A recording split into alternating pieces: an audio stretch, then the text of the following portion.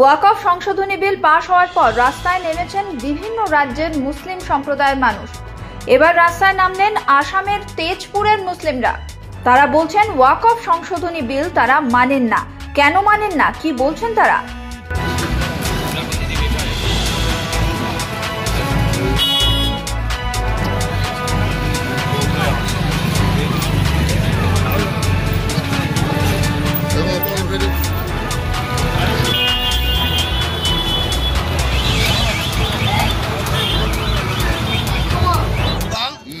আল্লাহ তালা সকলোকে পুনবাদ প্ৰদৰ্শন কৰক। আমি আমাৰ নিজৰ স্পষ্টীকৰণ দাঙি ধৰিছোঁ। ওয়াকফ এমেণ্ডমেণ্ট বিল 2024 যি আনিছে, আমি কোনো মুছলমানে ভাৰতবৰ্ষৰ মুছলমান মানি নলওঁ। যি আইন আছিল সেই আইন মতে আমি চলিম। আমাৰ সম্পত্তি কোনোবা হস্তক্ষেপ কৰিব, এই সম্পত্তি আমাৰ নহয়, এই সম্পত্তি আল্লাহৰ হয়। আল্লাহৰ নামত ওয়াকফ কৰা সম্পত্তি যদি কোনোবা হস্তক্ষেপ কৰে, মুছলমানে ভাৰতৰ মুছলমানে মানি নলয়। আমি তেজপুৰতো আমি ওয়াকফ আমাৰ সম্পত্তি আছে। আমাৰ বাপ দাদাসকলে ওয়াকফ কৰি গৈছে আল্লাহ ঘৰৰ কাৰণে, মানুহক সহায় কৰাৰ কাৰণে। সেইদৰে আমি সহায় কৰি আহিছোঁ আৰু আমি নিবিচাৰোঁ যে আমাৰ সম্পত্তিত অন্য সম্প্ৰদায় মানুহ আহি সোমাওক। আমিও নিবিচাৰোঁ মন্দিৰত যাই সোমাওক, গীৰ্জাত যাই সোমাওক, গুৰুদ্বাৰত যাই সোমাওক।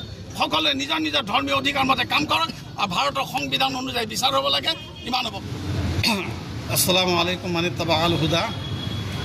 আজি ভাৰতবৰ্ষৰ স্বাধীনতাৰ আগতেই ভাৰতবৰ্ষত বসবাস কৰা মুছলমানসকলে আল্লাহৰ কাৰণে নিজৰ সম্পত্তি ওয়াকফ কৰিছিল আৰু সেই ওয়াকফ সম্পত্তিৰ যোগেদিয়ে মছজিদ, মাদ্ৰাছা, খানকা, দৰগাহ, ঈদগাহ, কবৰস্থানসমূহ চলি আছে।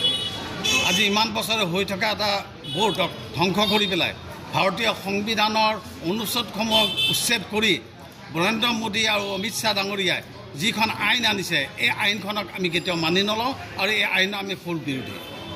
কিয় কাৰণে ভাৰতীয় সংবিধানে আমাক অধিকাৰ দিছে ধৰ্মীয় পালন কৰা।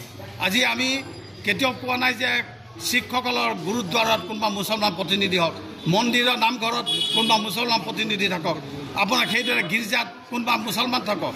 আজি কিয় ওয়াকফ বোৰ্ডত আপোনাৰ 11জন মেম্বাৰৰ ভিতৰত 7জনে অনা মুছলমানক আনিব লগা হৈছে? মুছলমান বোৰ্ডত, ওয়াকফ বোৰ্ডত মহিলাৰ অধিকাৰ আছিল, কিন্তু আজি সেইসমূহ হৰণ কৰা হৈছে। আজি ওয়াকফ সম্পত্তিৰ মেনেজমেণ্টৰ ক্ষেত্ৰত জিলা উপায়ুক্ত বা DGMৰ আণ্ডাৰত যাব। ইয়াৰ দ্বাৰা কি বুজাব বিচাৰিছে যে আমাৰ যিখিনি মৌলিক অধিকাৰ সেয়া হৰণ কৰিব। পাৰ্লিয়ামেণ্টত পাছ কৰিলে, ৰাজ্যসভাত পাছ কৰিলে সেই বুলি কি মুছলমান মানি ল'ব? ভাৰতবৰ্ষৰ অল ইণ্ডিয়া মুছলিম পাৰ্চনেল বোৰ্ডে ইয়াৰ তীব্ৰ বিৰোধিতা আগৰ পৰা কৰি আহিছে আৰু কিয়ামতলৈকে ইনশাআল্লাহ কৰি যাব।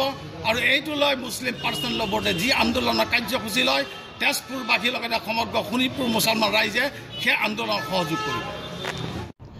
তেজপুৰ থেকে বিশ্বজিৎ দাসেৰ ৰিপোৰ্ট, হেডলাইন্স কলকাতা।